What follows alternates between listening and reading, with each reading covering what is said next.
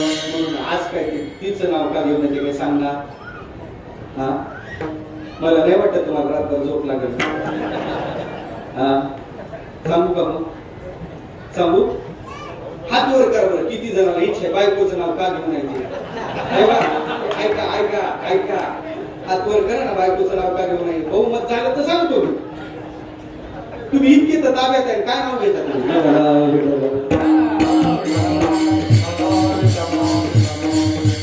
तुम्हाला माहिती आहे बुवा 2 तासच आहे. बुवा आळंदीला जाणार आहे. बुवा काही मधात पडणार नाही. पुन्हा 3 रात्री जर दारच उघडलं नाही तर,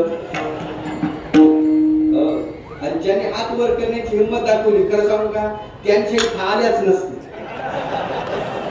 ये बरं, त्याने हात वर केला पुन्हा त्यांना लक्षात आलं हे शूटिंग चालू आहे. 3 जर जरी पाहिलं तर ते लगेच खाली घेतले.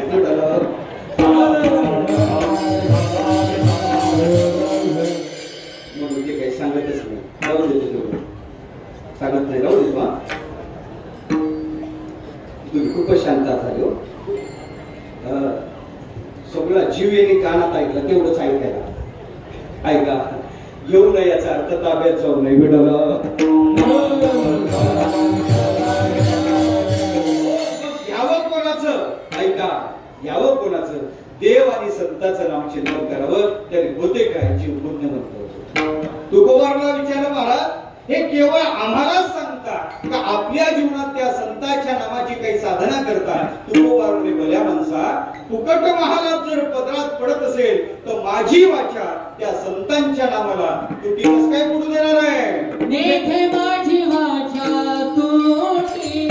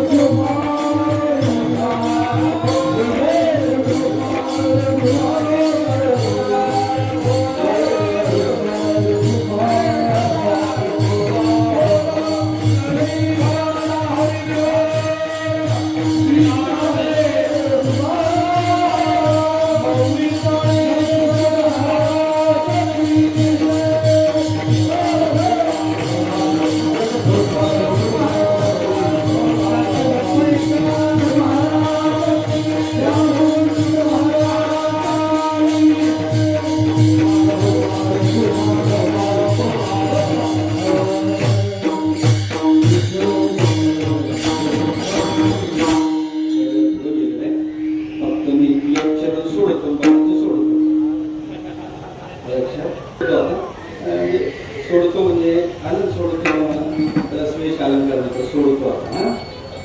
कारण 2 तास बोललं तरी सोडतोच म्हणतात, सोडून बोललं तरी सोडतो. मी आता हे 2-4-3 चरण राहिलेले फक्त लावून देतो तुम्हाला. महाराज म्हणतात माझी वाचा संतांच्या नावाला तुटी पडू दे. तुकोबाराची वाणी एक तर देवाचं संतांचं चिंतन करते. आमच्या वाणीचा विचारच नाही. आता ते काही घेत नाही आपली वाणी काय काय करते. लक्षात नेघे माझी वाचा तुटी, नेघे माझी महालाभ. माझी वाचा संतांच्या नावाला तुटी पडू देत नाही. सदा सर्वकाळ संतांचं चिंतन माझी वाचा करते. बळ काय आणि महालाभ पदरा करतो. महालाभ कशाला म्हणतात? महालाभ फक्त निकष सांगतो तुम्हाला. महालाभ त्याला म्हणतात देवा. एकदा मिळाला का संपत नाही म्हणा महालाभ. महालाभाचा निकष आहे. व्यवहारात किती वस्तू भेटल्या, पदार्थ भेटू द्या, प्रतिष्ठा भेटू द्या, जाते जाते. त्याला महालाभ म्हणून महालाभाचे निकष सांगतो. याच्यात बस बाकी सगळं उघडून टाक एवढं सांगतो तुम्हाला. महालाभ त्याला म्हणतात एकदा मिळाला का संपत. पैसे संपतो का नाही, सत्ता जाते का नाही, म्हणून ते महालाभ होऊ शकतो. एकदा मिळाला का संपत नाही म्हणा महालाभ. दुसरा आहे का एकदा मिळवला का जीवनात काही मिळवायचं शिल्लक राहत. एकदा मिळवला का जीवनात काही व्यवहारात एक वस्तू मिळवलं की काही एक दूर जाते. ज्या लाभात सर्व लाभाचा अंतर्भाव होतो त्याला महालाभ म्हणतात. तिसरी विशेषता आहे त्याच्या पलीकडे दुसरा लाभ नाही. यम लब्ध्वा चा परम लाभम मन्यते नाधिकम ततः यस्मिन् स्थितो दुःखेन पूर्णापि विचाल्यते. मला वाटते त्याला महालाभ म्हणतात. तुका म्हणे आता लाभ नाही या परता. मला वाटते त्याला महालाभ म्हणतात. एकदा मिळव त्याच्या पलीकडे दुसरा लाभ नाही. ज्या लाभात जीवाला निरंकुश तृप्ती प्राप्त होते. निरंकुश शास्त्र सांगते विषयानं तृप्ती प्राप्त होते. विषय मिळाल्यानंतर तृप्ती होते पण ती तात्पुरती आहे. सांकुशा विषय तृप्ती रियम तृप्ती निरंकुशा कृतम कृत्यम प्रापणीयम प्राप्त विद्येव तुप्यती. अशी अवस्था ज्या लाभाने प्राप्त होते जीवाला पुन्हा कशाचीच गरज वाटत नाही त्याला महालाभ म्हणतात. तिसरा निकष सांगितला आणि चौथा निकष आहे का कशाला म्हणतात महालाभ. महालाभ त्याला म्हणतात देवा. महालाभ त्याला म्हणतात. एकदा महालाभ पदरात पडला किती मोठं दुःख आलं तरी दुःख वाटत नाही. हो नाही वाटत. ज्ञानोबाच्या भाषेत सांगू ज्ञानोबा सांगतात शस्त्राने देह तोडला, आगनीत टाकला तरी त्याला दुःख होत नाही. शस्त्रे वरी तोड दिया, देह आगी माझी पडलिया, चित्त महासुखी पहुड दिया. चिवोची नाही समजायचं याच्या जीवनात महालाभ प्राप्त झाला. किंवा आणखी दुसऱ्या ठिकाणी ज्ञानोबा बोलतात तिन्ही ताप याच्या जीवनात एकदाच आले. आधिभौतिक, आध्यात्मिक आणि आदिदैविक. देहात रोग दाटलेले आहेत. शेजारी त्रस्त करत आहे.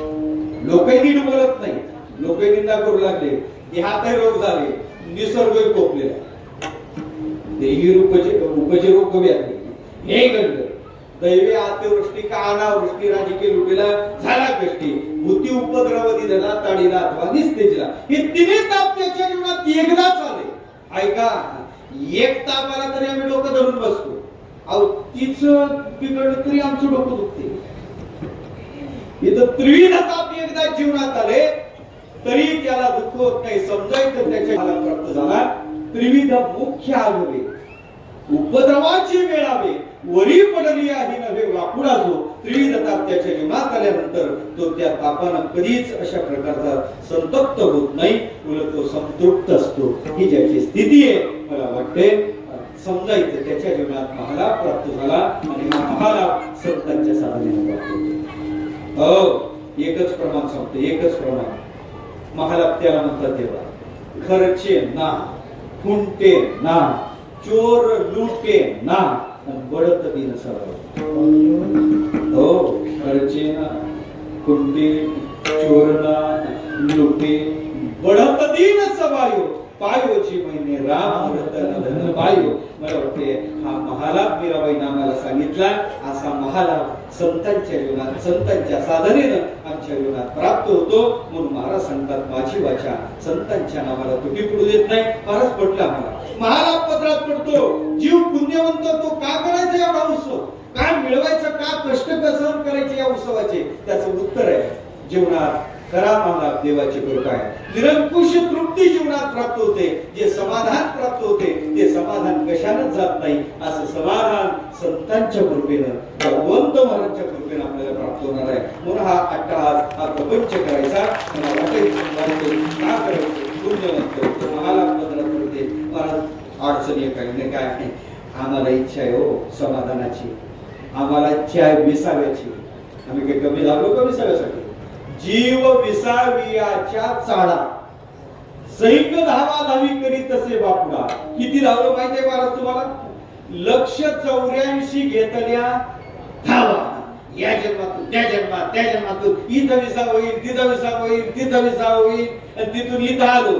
अनुभव एकच झाला, विश्रांती नाही कोठे, विश्रांती नाही कोठे.